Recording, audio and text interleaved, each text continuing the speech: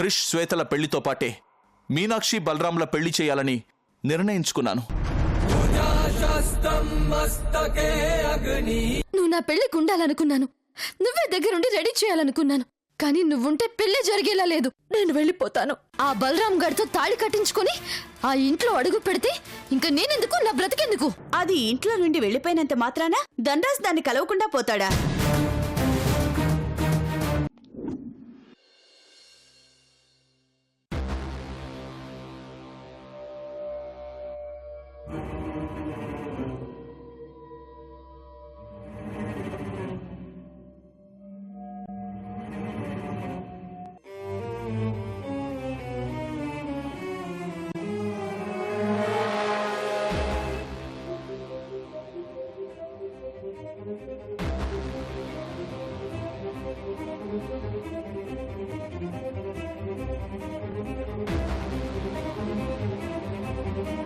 ఏంటి నాన్న, ఇంకా నన్ను నిందించడం మిగిలిపోయిందా?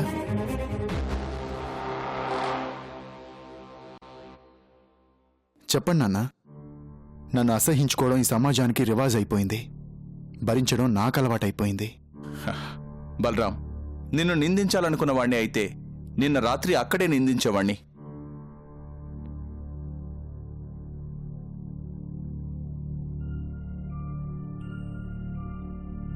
రేయ్, నిన్ను తప్పు పట్టాలనుకున్న వాణ్ణి అయితే తిరిగి నిన్ను ఇంటికి తీసుకొచ్చేవాణ్ణే కాదు. ఎందుకో తెలుసా? నిన్ను ఆ ఇంట్లో నిలదీస్తే ఈ ఇంట్లో క్రిష్కి మరింత అవకాశాన్ని ఇచ్చిన వాణ్ణవుతాను. అందుకే నాకు కాబోయే వియంకుడు అంతగా ప్రశ్నించినా మౌనమే సమాధానంగా నిలబడ్డాను. కానీ ఇప్పుడు అడుగుతున్నాను, అర్ధరాత్రి అక్కడికి ఎందుకు వెళ్ళావు?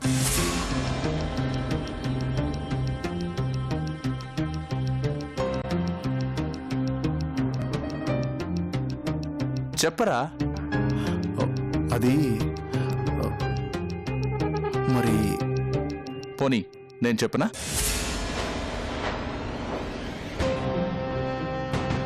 మీనాక్షి అంటే నీకిష్టం. మీనాక్షిని చూడ్డానికి అర్ధరాత్రి ఆ ఇంటికి వెళ్ళావు కదూ? నాన్నా, నాకేలా తెలుసు అనుకుంటున్నావా? రేయ్, 20 ఏళ్లు నువ్వు మాకు దూరంగా ఉండొచ్చు, కానీ నేను నిన్ను కన్నవాణ్ణిరా.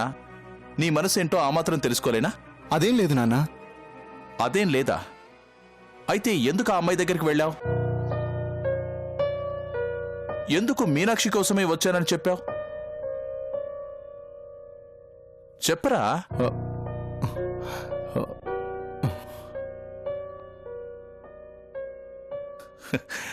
రేయ్, ఇష్టపడ్డ అమ్మాయి గురించి నా దగ్గర చెప్పడానికి నీకు మొహమాటం ఏంట్రా?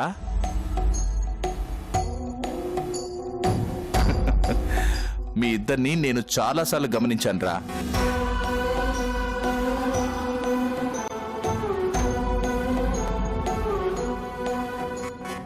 అయినా ఒక్క మాట, నాన్న మీనాక్షి అంటే నాకు ఇష్టమని చెప్తే నేనే వాళ్ళ కుటుంబంతో మాట్లాడి మీకు పెళ్లి చేసేవాణ్ణి కదరా. ఎవరు ఎవరిని ఇష్టపడట్లేదు ఇక్కడ. ఏంటి? బలరాం, కంట్రోల్ కంట్రోల్ చేసుకోరా. ఆ అమ్మాయిని ఇష్టపడని వాడివే అయితే ఆ టైంలో అక్కడికి ఎందుకు వెళ్ళావు? ఆ అమ్మాయి కోసమే వచ్చానని అందరి ముందు ఎందుకు చెప్పావు?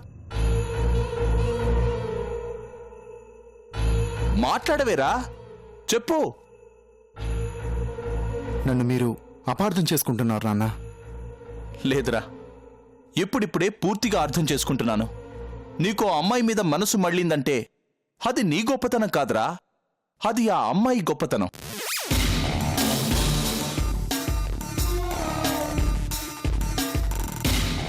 కానీ మనసిచ్చిన ఆడపిల్ల గురించి నా దగ్గర చెప్పకుండా నీలో నువ్వే మదన పడుతున్నావు. ఇలాంటి సమయంలో నీ ప్రేమ గురించి చెప్తే ఏం జరుగుతుందోనని భయపడుతున్నావు, అంతేగా?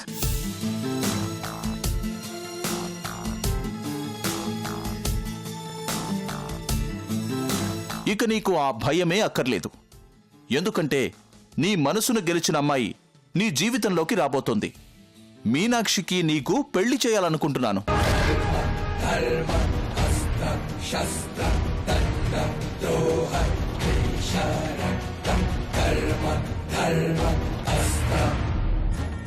రేయ్, ఏంట్రా అలా చూస్తున్నావు?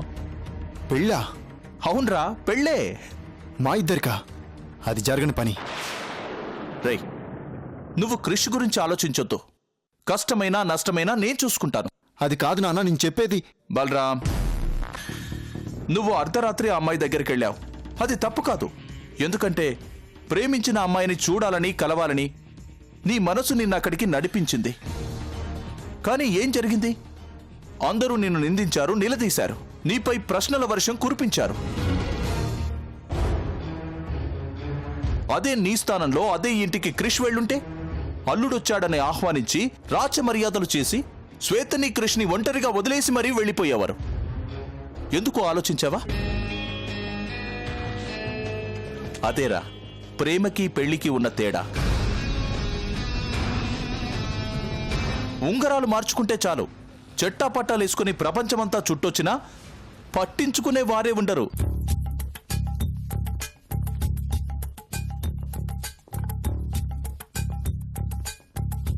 ఏమంటున్నారు నాన్న? మీనాక్షికి నీకో పెళ్లి జరగబోతుందంటే ఎవరూ మిమ్మల్ని అనుమానించరు అంటున్నాను.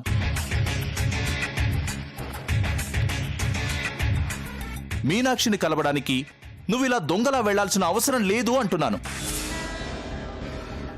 నాన్న, పెళ్లి చేసుకుంటానంటే మమ్మల్ని ఎవరు అనుమానించరా?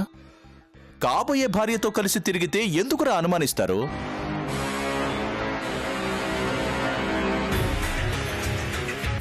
మీనాక్షి నువ్వు పెళ్లి చేసుకోబోతున్నావని తెలిస్తే 24 గంటలు మీనాక్షితో ఉన్నా నిన్ను ఎవ్వరూ కాదనరు.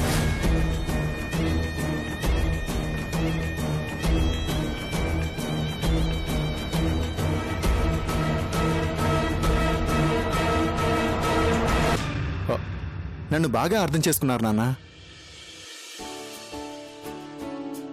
ఇన్ని రోజులు మీకు ఎలా చెప్పాలా అని చాలా ఇబ్బంది పడ్డాను. కానీ సరిగ్గా నా మనసు గుర్తించారు. బలరాం, మిమ్మల్ని ఎప్పుడూ ఏ రోజు ఏది అడగలేదు నాన్న. ఇప్పుడు అడుగుతున్నాను. నాకు మీనాక్షి కావాలి నాన్న. నాకు తెలుసురా, నీ మనసులో మీనాక్షి మీద ఎలాంటి ప్రేమ నింపుకున్నావో. నీ కళ్లల్లో కనబడుతున్న ఆనందమే చెప్తోంది. తప్పకుండా నీ ప్రేమ నిలబెడతాన్రా. నాన్న, ఈ తండ్రి నీకివ్వబోయే మొదటి కానుక. థ్యాంక్ యూ నాన్న, థ్యాంక్ యూ.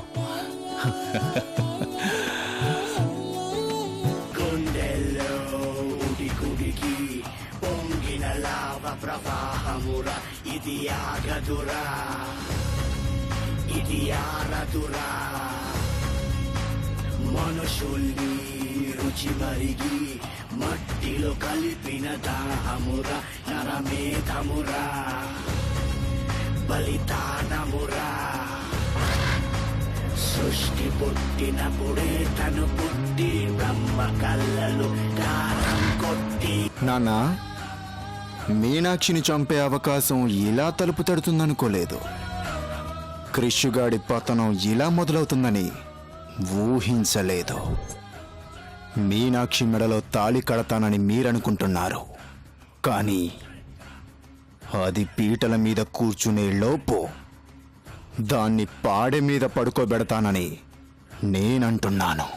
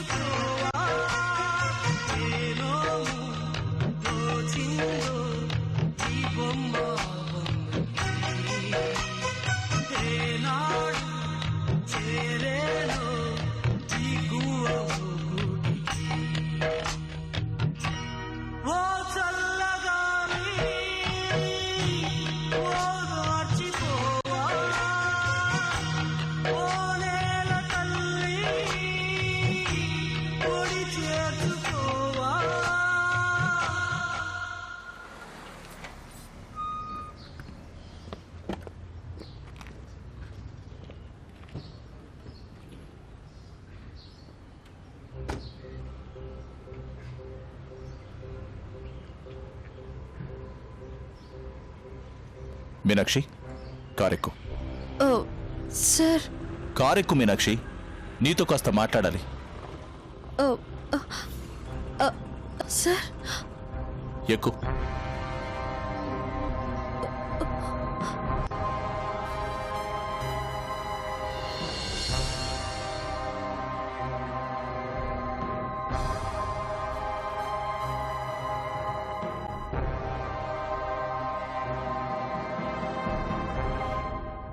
మీనాక్షి, ఆ బ్యాగ్ ఏంటి? ఎక్కడికి వెళ్తున్నావమ్మా? మా ఇంటికి సార్.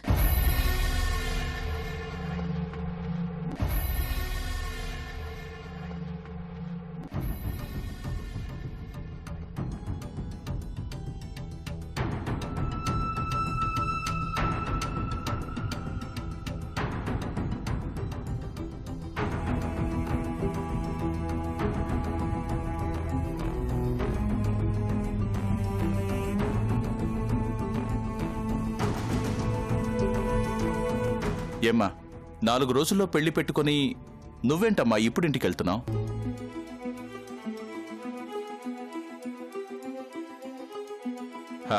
శ్వేత నీ ఫ్రెండు, పైగా అక్కలాంటిది. ఆ అక్క పెళ్లికి పక్క నుండి పనులు చేయాల్సిన నువ్వు వెళ్ళిపోతే ఎలాగమ్మా? మనమున్న చోట వెలుగైనా ఉండాలి, వెలుగున్న చోట మనమైనా ఉండాలి సార్. కానీ నేనెక్కడుంటే అక్కడ చీకటే ఉంటుంది. అందుకే వెళ్ళిపోతున్నాను. అంటే రాత్రి జరిగిన దానికి బాధపడుతున్నావు మీనాక్షి? నా వల్ల ఇంకెవరికి ఏమీ జరగకూడదని తొందరపడుతున్నాను సార్. ఆ ఇంట్లో ఎవరైనా ఏమైనా అన్నారా? అదేం నా పుట్టిల్లు కాదు సార్. తప్పు చేస్తే హక్కును చేర్చుకోవడానికి. ఆడపిల్ల తప్పు చేస్తే కన్న వాళ్లే కాదంటున్న రోజులివి. వాళ్ళెలా సహిస్తారు? నేను తప్పు చేశానని నమ్మారు, వెళ్ళిపోమ్మన్నారు. కానీ నేననుకోవట్లేదమ్మా నువ్వు తప్పు చేశావని. బలరాంని నువ్వే పిలిచావని. ఆనాడు రామాయణంలో సీతమ్మ తల్లి తప్పు చేయలేదని ప్రపంచమంతా నమ్మింది సార్, ఒక్క రాముడు తప్ప.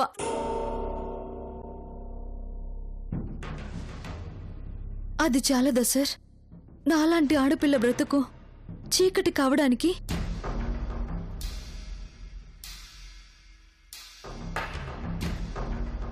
ఒక మొగాడు ఓ ఆడదాని గదిలోకొస్తేనే ఆ ఆడదాని బ్రతుకు చీకటైపోతుందంటే ఈ సమాజంలో 190 మంది ఆడాళ్ళకి బ్రతుకే ఉండదమ్మా.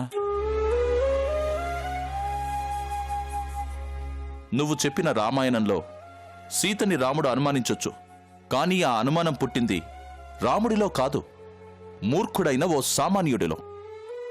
అలాంటి మూర్ఖుల గురించి ఆలోచించడం అనవసరం.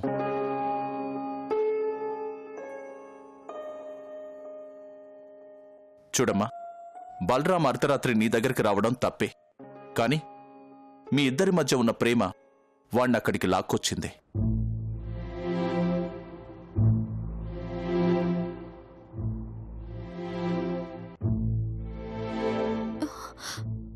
సార్ అవునమ్మా, బలరాం నిన్ను మనస్ఫూర్తిగా ఇష్టపడుతున్నాడు.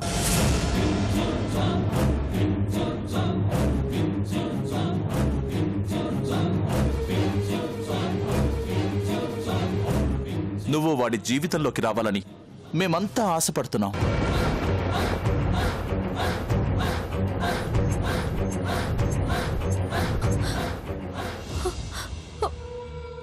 సార్ ఏమంటున్నారు మీరు? నాకేం అర్థం కావడం లేదు. ప్రేమనేది 10 మందికి అర్థం కానక్కర్లేదమ్మా. మనం ప్రేమించిన వాళ్ళకి అర్థమైతే చాలు. బలరాంకి నీ మీద ప్రేముందని నాకర్థమైంది, అందుకే వాడంత ధైర్యం చేయగలిగాడు.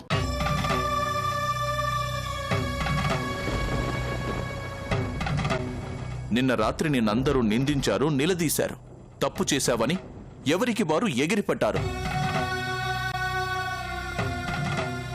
కాని వాళ్ళకి ఓ ఆడ మగ ఇద్దరు మనుషులు కనిపించారే కాని వాళ్ళ మనసులు తెలుసుకోలేకపోయారు.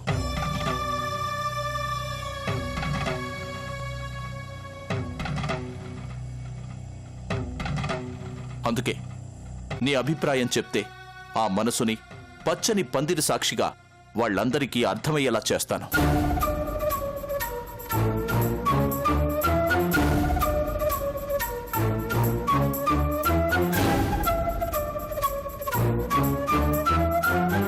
కన్నీళ్లు పెట్టుకునే సమయం కాదమ్మా ఇది.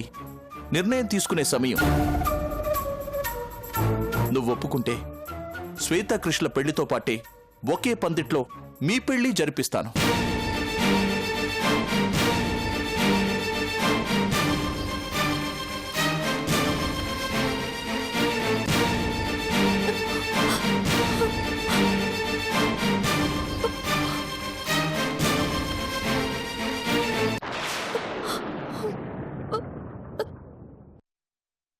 మీనాక్షి, ఏమైందమ్మా?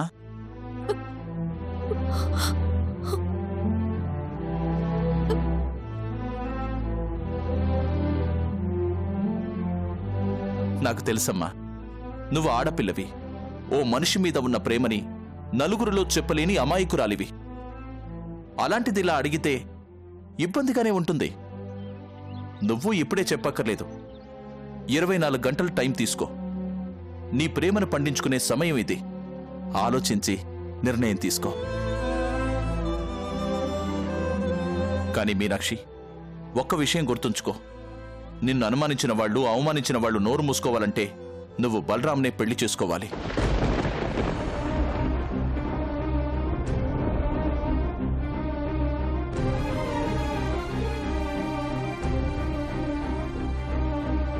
నా మీద నీకు గౌరవం ఉందనే అనుకుంటున్నాను. నీ అంగీకారం తెలుపుతావనే నా నమ్మకం.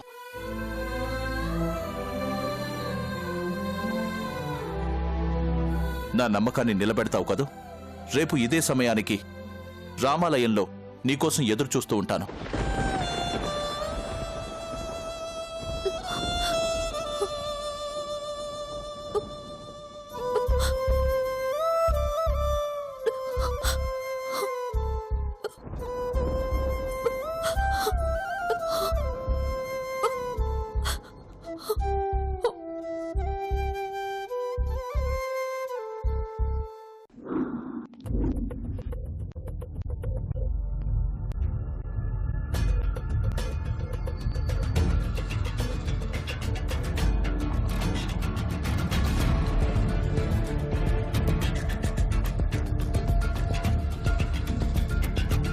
ఏంటి బాస్, ఏంటిదంతా?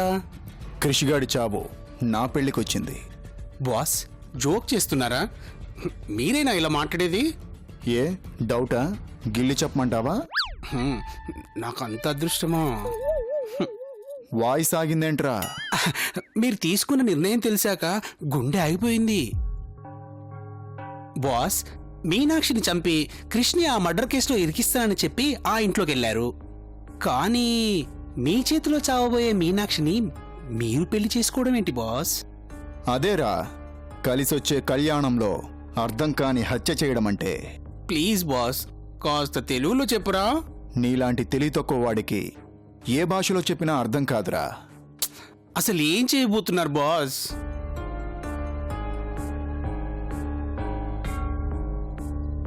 మీనాక్షిని పెళ్లి చేసుకోబోతున్నాను. అదే ఎందుకు అని. పాపం మా బాబు మరీ బతిమిలాడేస్తున్నాడ్రా. పెద్ద ఆయన కదా, గౌరవం ఇవ్వాలి కదా. కాదనలేం కదా. అంటే మీనాక్షిని వదిలేస్తున్నారా? క్రిష్ని జైలుకి పంపిస్తున్నాను. అదెలా? మా బాబు ఓ మంచి విషయం గుర్తు చేశారా, అందుకే ఈ పెళ్లి. బాస్, రేయ్, అవకాశం అందిపుచ్చుకోవడం తెలివైన వాడి లక్షణం. అవకాశాన్ని జారవిడుచుకోవడం అమాయకుడి లక్షణం. నేను తెలివైన వాణ్ణి.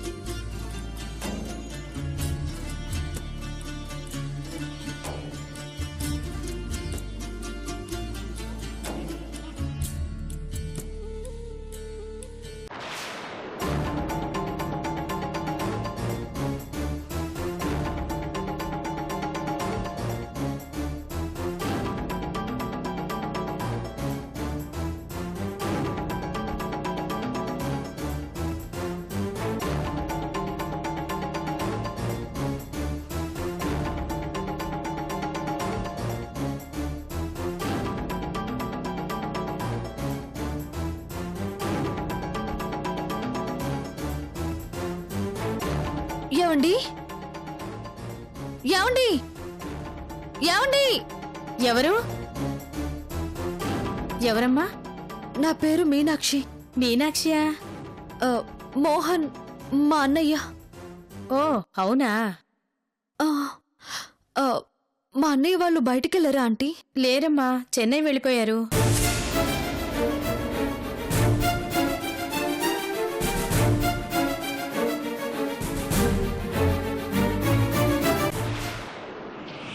మెడ ఖాళీగా ఉందని మీనాక్షి మెడలో తాళి కట్టావు కదమ్మా. అదే తాళిని నీ చేతులతోనే తెంపేశావు కదమ్మా. కాని ఏమీ తెలియనట్లు, అసలు మీనాక్షికి నీకు సంబంధమే లేనట్టు శ్వేతని పెళ్లి చేసుకోవడానికి సిద్ధమైపోయావు.